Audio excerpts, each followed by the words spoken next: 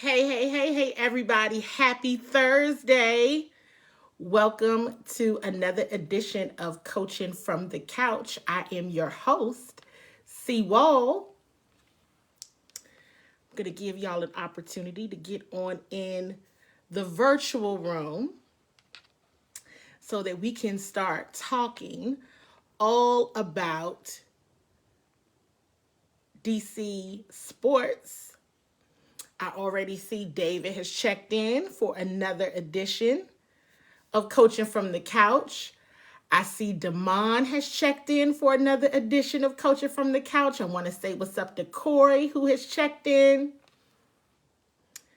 I'm going to give you all a minute. I hope you all are doing well.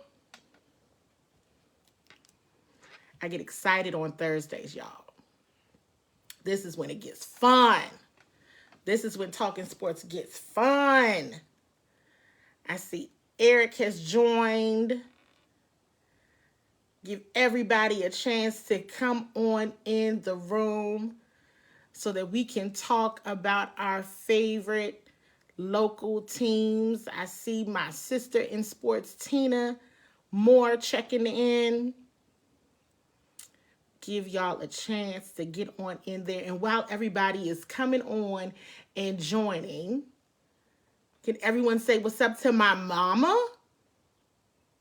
My mother is always on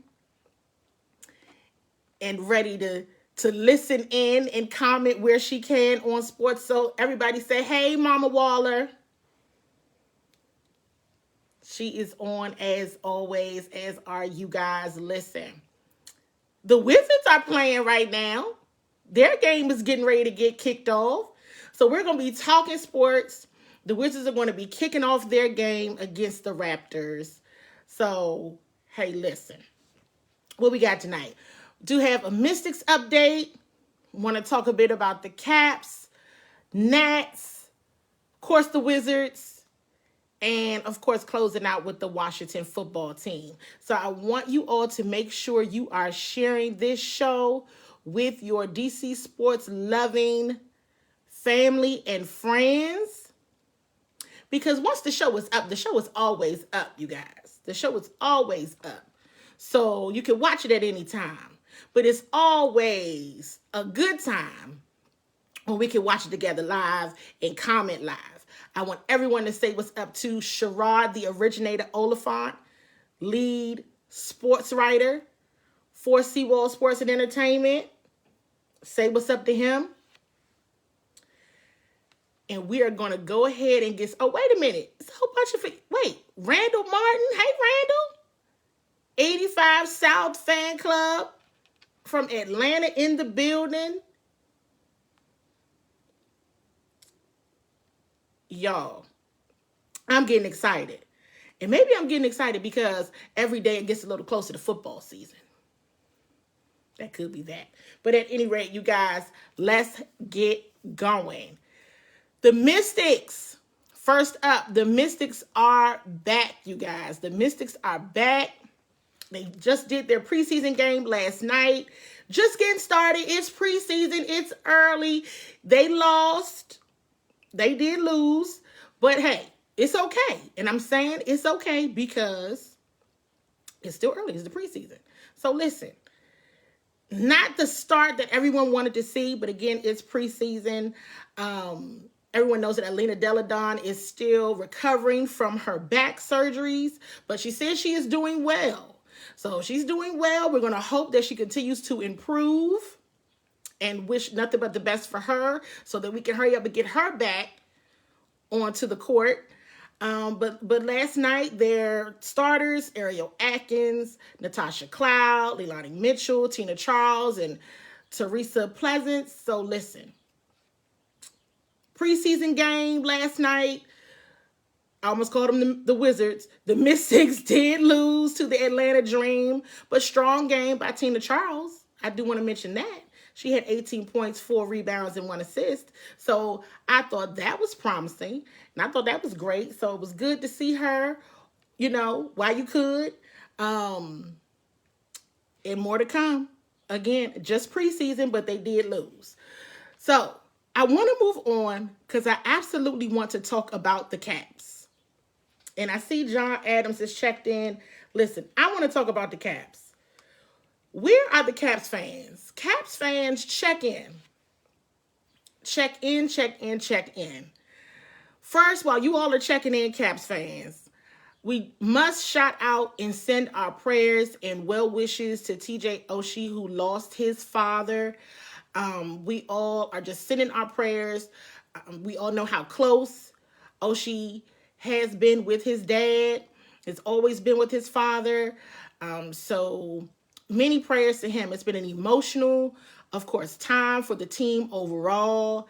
And there was a moment last night where, because Oshie basically, he performed a hat trick that basically won the game for them.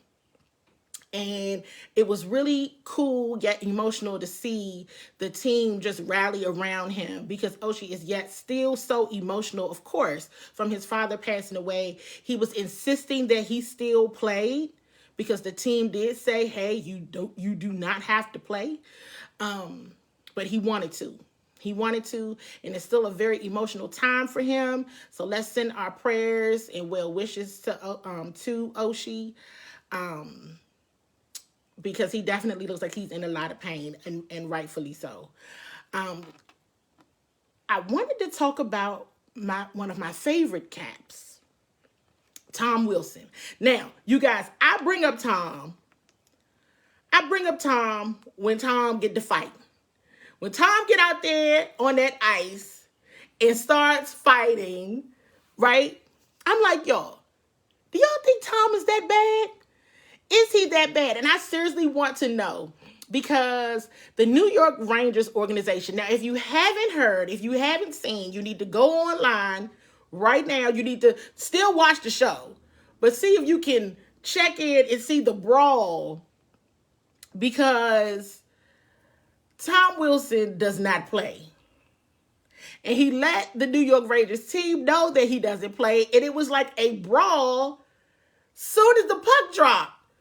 I was like, they just started fighting. The game just started. What happened? Well, I'm assuming this was a retaliation from a previous fight involving Tom Wilson. That was rough. I said, well, wait, hold on. Are we here to watch a hockey game? Or are we all here and watching to see a boxing match? Because for a minute, I didn't know what everybody was watching. The New York Rangers put out a statement, and I have to say it exactly right. A horrifying act of violence. A horrifying act of violence. I said, dang. So I really want to know. Do you all think Tom Wilson is out of pocket? See, hey, look. Tom Wilson is a Washington Capitals, so as far as I'm concerned, I don't think he's out of pocket at all. He injures himself in these fights. He gets injured. He hurts himself. He's just, he does not play. And he does not play when you mess with him. He does not play when you mess with his teammates. That's not him at all. But I really want to know you all's opinion. Seriously, like, if the league or whole organizations are calling Tom Wilson out and saying, this is horrifying, do y'all agree? I mean, because we got to be objective, right? We got to be objective. And so I really want to know what you all think. Should Tom be suspended? Are we dealing with the issue here? I just think Tom is passionate. I don't, I think that Tom is extremely passionate, and I can't say that I have an issue with it, but I'm always open to hearing others' feedback because clearly across the National Hockey League, Tom has been an issue. And we've had this issue with Tom. They've suspended him for multiple games. They might just be sick of Tom. I think folks are sick of Tom. But I might say, hey, Tom is on the Washington Capitals, so I'm not sick of him, and it's all right. But while we're continuing to talk about that, we're dealing with injuries. Ovi's got an injury. Like Tina said, Tom hurt himself. It's a lot going on, and you don't necessarily want to see these players hurting themselves fighting. It's playoff time. Currently, the Caps are in first place in the East. Don't go messing up. Just be passionate, but hey, but playoffs are here. There's 3 more regular season games. They will all take place at Capital One. It's like, let's just all get through this in one piece, okay? And all be prepared to do what? Play for the playoff spot. Good playoff and go deep, because I would like to see them win another Stanley Cup. So, we shall see what happens. I already see y'all's, comment.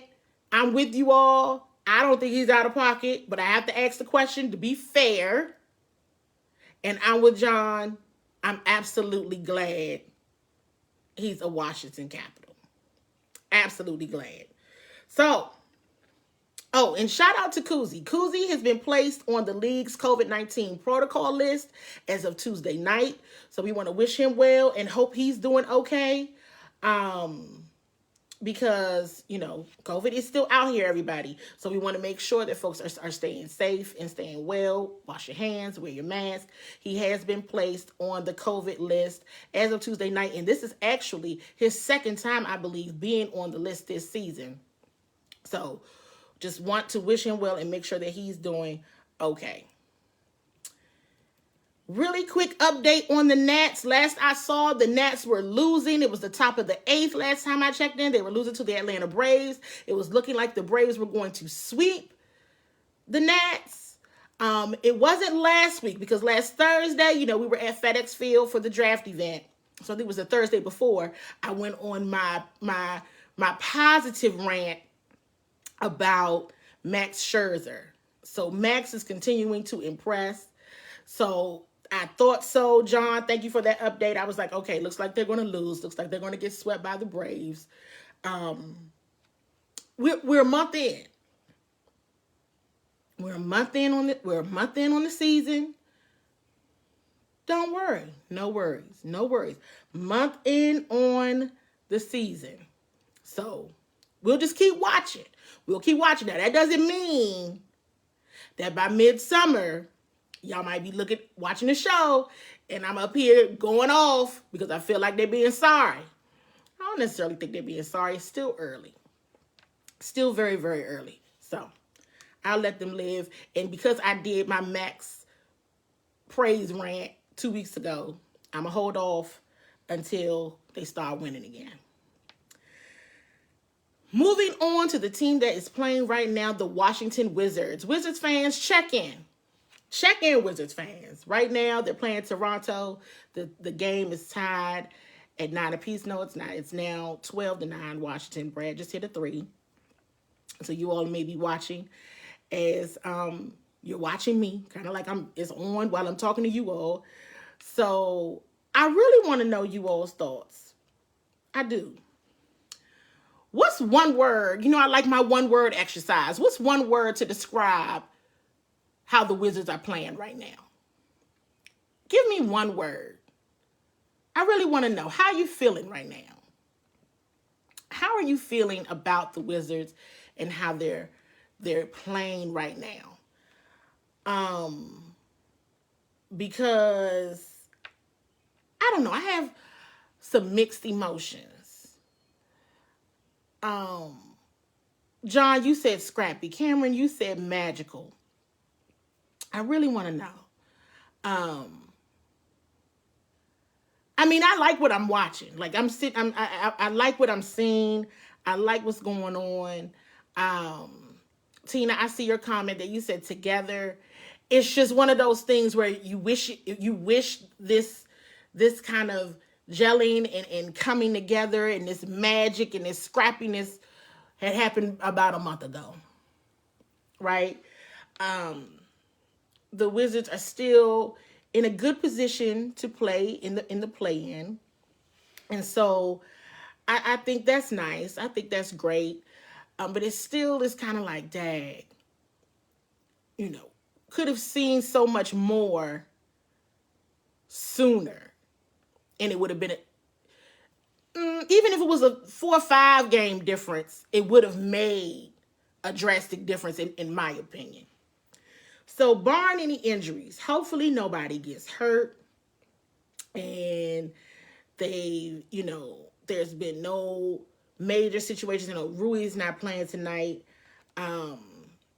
Daniel Gafford, hasn't he been a just an awesome contributor? I like it. And to Cameron's point, thank you for shouting out the Triple W podcast when there was so much conversation around, they need to tank and they need to do this for a draft pick. And it's like, no, don't tank. Keep playing. Keep playing. And so they've gone 13-4. Since that podcast, we were like, whatever you do, don't tank. Keep fighting. As we said, keep fighting. And I haven't necessarily seen the fourth quarter meltdowns that we were seeing once before. And all that is all well and good. We're continuing to watch Russell Westbrook make history. And I have gone on my Russell Westbrook rants quite a few times. And one of the things that I always share is, hey, listen, DC sports fans, do not miss this opportunity to watch history. Russell Westbrook making history. He's making history in a Wizards uniform. This is big because one day we're going to say, remember when Russell Westbrook passed Oscar Robertson for career triple doubles? Do y'all remember that? Do y'all remember that? You're going to ask yourself, you're going to tell that story. I know I am. 20, 30, 40, I'm going to say it all the time on this show. Y'all remember? And we used to sit on Thursdays coaching from the couch. I'm pleased, but I saw Sherrod's comment going back to what I said a moment ago about this is kind of bittersweet. Don't really know how to feel because had they been better coached? Now, we got to transition to this part of the conversation because I feel like it's very important. Scott Brooks won Eastern Conference Coach of the Month for the month of April. And I was like, well, would you look at that? Because y'all know me. I may drag you. But when you're doing the right thing, I'm going to give you a shout out. I am. I'm going to say, you know what? That's awesome. That's wonderful. That's amazing. I think it's great. And I do think he absolutely deserved to get that. I no complaints from me at all. No complaints from me at all. But as you all have seen the reports that Scott Brooks is on the hot seat, that shouldn't be a surprise. Is anyone surprised that Scott Brooks is on the hot seat? And so, hey, listen. Yes, he should be on the hot seat. And I've seen the reports, too, that said Tommy Shepard could be on the hot seat, too. They should be. They should all be. Because you don't make these kind of moves like that. You have two players that are consistently doing historic things in both Russell Westbrook and Bradley Beal. And if you don't make it far into the playoffs, if you end up not even making it, because I'm like this, hey, listen, don't schmooze me with a play-in tournament. Okay, if you get into play-in, that's awesome. Hope you get in. But if you don't, people should get fired. Literally. Like, seriously, at this point, it's almost it's no more questions. You don't have to ask. You don't have to figure it out. And here's the thing. Absolutely, they lost Thomas Bryant. That was a blow. The team went through the largest team outbreak, COVID outbreak. Absolutely, all of those things. But at the same token, there were quite a few winnable games where the fact of the matter is Scott Brooks got out-coached. Now, they're making a comeback. They're trying to make a move. He got Coach of the Month in April. Good for you. That's awesome. That's great. That's outstanding. But if you don't make the playoffs, then yes, everybody can go immediately. And that's okay. Hey. Russ, I saw your comment. Scott Brooks is a nice guy. You all have heard me say it many times. He laughs at my jokes, and I think that's fantastic. But again, like I said a moment ago, I gotta be objective. I might like you all day long, think you're a very nice person, but what does that have to do with your job? Nothing. So Wallace asked the question, do you think Scott Brooks keeps his job if the Wizards make the playoffs? I mean, hey, if they make it, he probably will keep his job. Do I think he should? No. Because make it and do what? Lose in the first round? You got to do something more than what you have done in the past when you got this historic, play going on. You got Russell Westbrook and Bradley Beal giving you their best. First round exit, not impressed. Second round exit, I'm probably still not impressed. You make it to the Eastern Conference Finals, you probably can keep the job. And I've seen Sherrod's comment and Russ's comment about Westbrook saving Scott Brooks' job. I agree. I absolutely wholeheartedly agree. So it's something to watch. It's absolutely something to watch. Because absolutely, if they don't make it, Scott is out. And I would not be shocked at all if Tommy Shepard was right there with him, behind him. Because you make all these different moves and you're still coming up with the same result. That's for the birds. Ain't nobody has time for that. So we shall see. Because I still want them to win out. I still want them to play hard for these games. So, I'm not convinced that they're just going to win out all these games. I want them to. I believe that they can. Please do so. But the play-in tournament, that's buying folks time. But then what? We shall see. Anywho, where are the Washington football team fans? Where are they? And while the Washington football team fans are checking in, I did forget to mention this. If you haven't seen it already, the Washington Wizards team took a very just absolutely dope team picture where everyone wore a black t-shirt and had 3 words: accountability, equality, or justice. Everyone had a black shirt on that had one of those words on there. And it was just super dope. I really, really thought it was cool. And how they continue to use their platform to speak out on social injustice is always proud. They make me very proud. So just wanted to mention that while you all were checking in. All of the Washington football team fans are checking in. So Cameron, I see your comment that you're happy about the Washington football team today. What happened? I'm happy with them too. I'm glad, I don't have any complaints. And listen, I don't know what's happening. I haven't had to drag any of the sports teams on the show in about a month.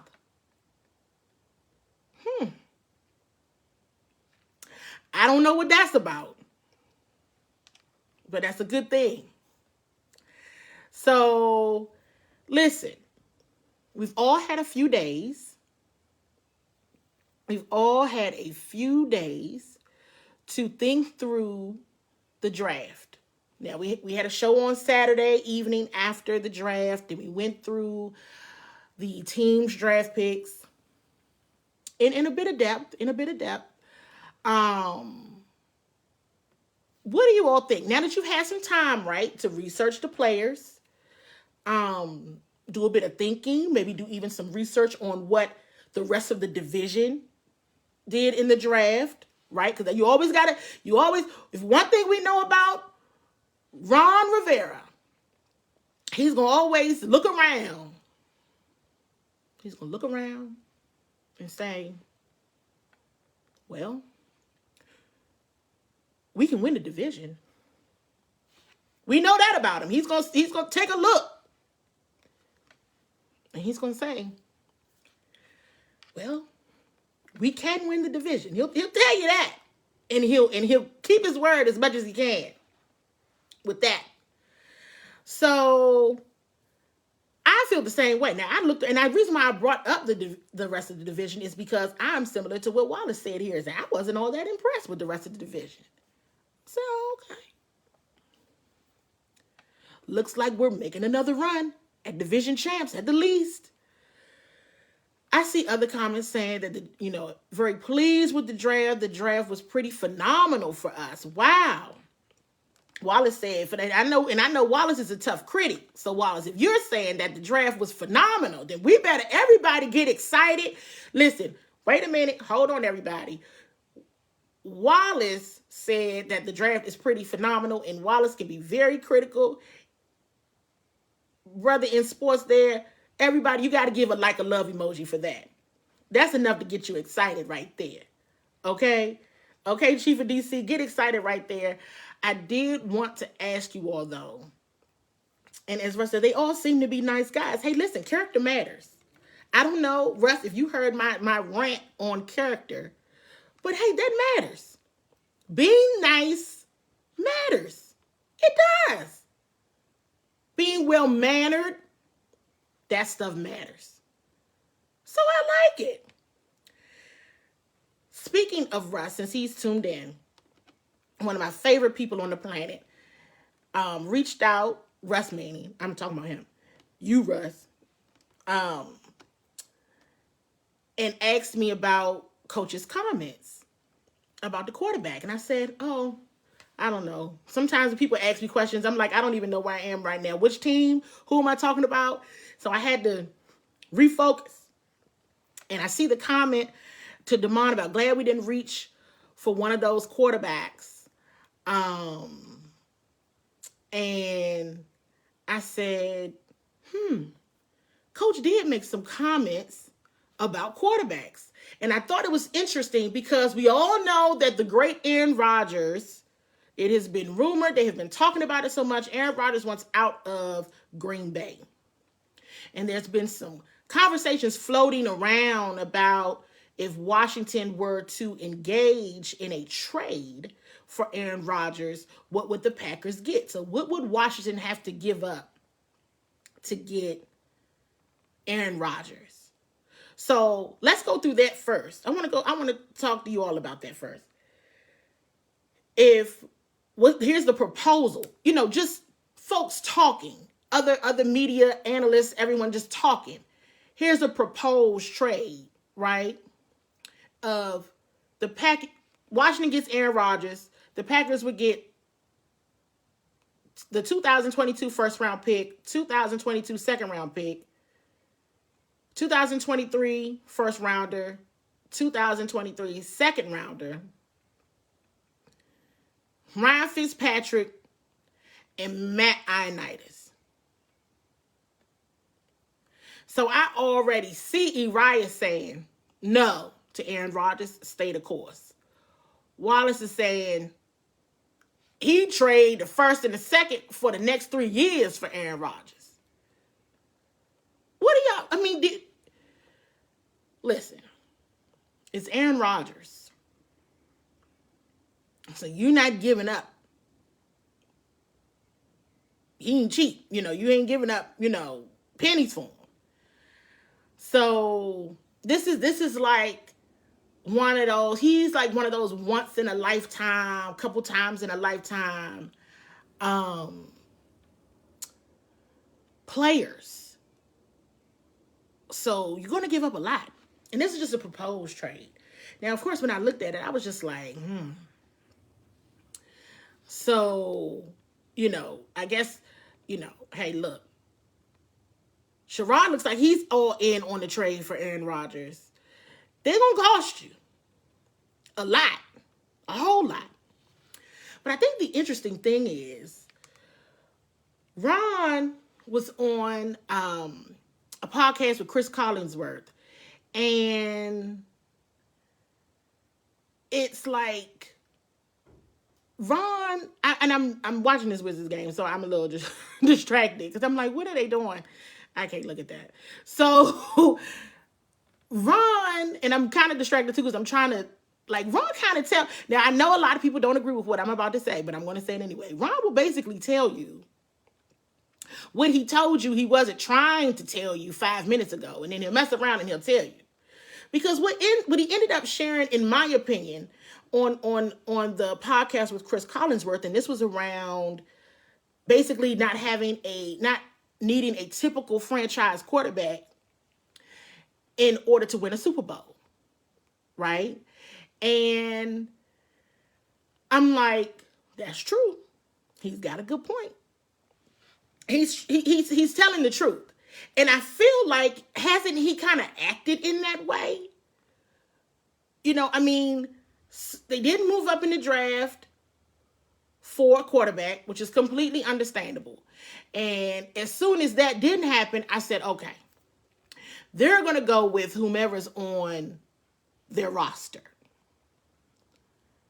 You know, they're going with either Fitzpatrick, Heineke, or Kyle Allen, who, oh, by the way, Ron brought here last year. I said, okay, he clearly knows something that we don't. And that's fine. That's okay. Okay.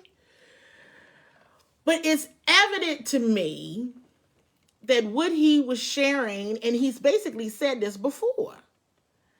I said, and you don't have to get a great one out. Aaron Rodgers is great. So anybody else that Ron tried to get is everybody else. So it's like, hey, if he feels like these guys are everybody else, and you were able to bring in a bare minimum, then he feels like, hey, why not us just beef up where I know this team needs help. You know they need a linebacker. They still absolutely need a left tackle, because what I told y'all last week, and I still believe this, hey, listen, they just got to find another Trent. Who's that? Who's the next Trent? Because we don't know. Or even somebody that's solid, but left tackle is very important. So he's going to go with, hey, and he's been honest, they absolutely considered trading up for a quarterback. We say, oh. Because if you're not 110% sold on who you trading up for, then don't do it. Don't do it. It's not even worth it. If you're not sold, if you're not saying that's it, then don't do it. And so I'm glad that they didn't, because clearly there was some uncertainty about who was available. They weren't sold on it. I understand. So you beef up and you fill the gaps for what you have, you know you absolutely need. I get it. I absolutely get it. And I said it. I feel like the proof is in the pudding. Hey, listen, they didn't draft a franchise quarterback, and let's all be honest. And what Ron is telling everybody, they know that the leader of this franchise is not currently on this roster. That's what he said. He didn't say it, but he said it. He knows it's still a gap, but he's saying, but this team still made the playoffs with 4 different quarterbacks last season. Get some consistency there, right? Get somebody who has at least a little bit more go in them, can at least, get somebody who can read the playbook, understand the playbook, somebody that is mobile, can actually move around, all of those different things. We might can go even further. You never know. But it's not like they made the playoffs last year with Tom Brady or Aaron Rodgers. He said, we're going to shoot our shot doing it this way. But what he absolutely said without saying it is that he's well aware that the franchise quarterback is not yet on this roster. That's what I heard. I said, all right, he know. Okay. He's well aware. And that's all I have to say about that. So all I have to say is It remains to be seen who will emerge as the quarterback on day one. That's what I say.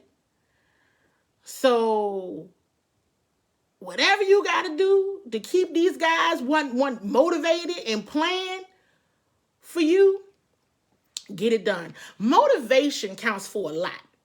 You know, and I saw Russ's comment, hey, listen, motivation, and you know, Ron is also a person who believes in developing his players and getting the best out of them. He likes to take somebody who has some potential and get them to their maximum potential. They like that. And it seems that coaches who have come up under him, they're that way as well. So I said, hey, if that's what he thinks can happen, if he thinks that we can fill these other holes, maybe he went back and looked at the tape. Maybe he went back and looked at the film and said, hey, some of those games, had we been better at these positions, could have been all the difference. I can see that. I can absolutely see that. Because it wasn't like the quarterback play was tremendous at all, or even all that good with the four that they had. You saw, you know, glimpses, you saw flashes is what they call it, but come on. But they still made the playoffs, and that's probably what they're thinking. So it was times, like Wallace said, some of them games were winnable. And it wasn't all on the quarterback either. You figure you tighten up in some of those positions where we all know that there were holes. I'm going to go back to the fact that they drafted a long snapper. And I'm not mad about that. I had to sleep on that one.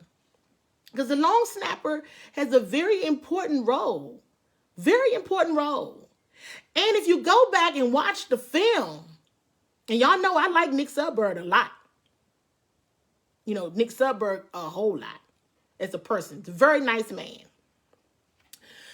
And that has done a lot for the community too. So you go back and you watch the film, and hey, maybe, just maybe, all those missed field goals wasn't on Hopkins. Maybe that wasn't all his fault. So hey, got to get him out, bring somebody else in. I'm not mad about it. He's got great rave reviews, so I'm glad he's in the burgundy and gold. Oh, okay, I see why you did that. That makes sense. So, hey, we shall see what happens. We shall absolutely see what happens. And hey, I'm going to tell everybody this. Every team in the NFL is calling for Aaron Rodgers. Because you can always make the call. They do that all the time. You making the call doesn't mean that you're going to make the trade, but I'm going to make the call and see what you're going to say. Hey, what you giving up for Aaron? What we got to do? Say we want Aaron Rodgers. What would we have to give you? Everybody's calling. They would be crazy not to. Just to see. The only people probably not calling is probably Tampa Bay. Everybody else is up for grabs. Seriously. So, we shall see. We shall see. It's going to be interesting. I'm excited. The team seems very excited. They're enjoying themselves. They're ready to get back out there and play football, and they believe in themselves. So, hey, I believe in them. If they're excited, then I'm excited. They got the energy, then let's all have the energy.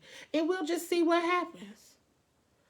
So, as Cameron said, the detailed schedule is coming out next week. You know that we've already discussed the opponents.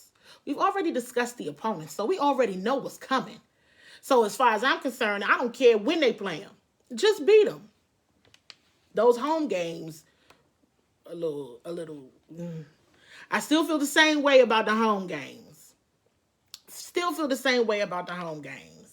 And, you know, I've seen questions. Wallace, I see your question, how many primetime games will the Washington football team get? And it's interesting, right? Because remember last year, the team started out without any, right? And then because things started switching around with the schedule due to COVID issues, they ended up getting on Monday evening and winning. I had to go back through. Y'all want to know a little secret? And then we're going to close this out. A couple weeks ago, I went and I watched I rewatched all the games over the course of a weekend, a few days. Went back and rewatched all the games. And that Pittsburgh game, that might have been my favorite game. I enjoyed that game. I enjoyed myself watching that game. And I enjoyed myself watching that game a few weeks ago. That was a good one. Anywho, you guys, we made it another week. We made it a whole nother week. Listen, thank y'all so much for tuning in every week and sharing the show with your DC sports loving family and friends. We absolutely, on the CWall team, appreciate it so much. You guys have great energy as always. Please, everybody, stay safe. Stay safe. Wear your mask. Wash your hands. But still enjoy life. Enjoy life as much as you possibly can. Okay, you guys? So, you all be blessed, and I will see you guys next week.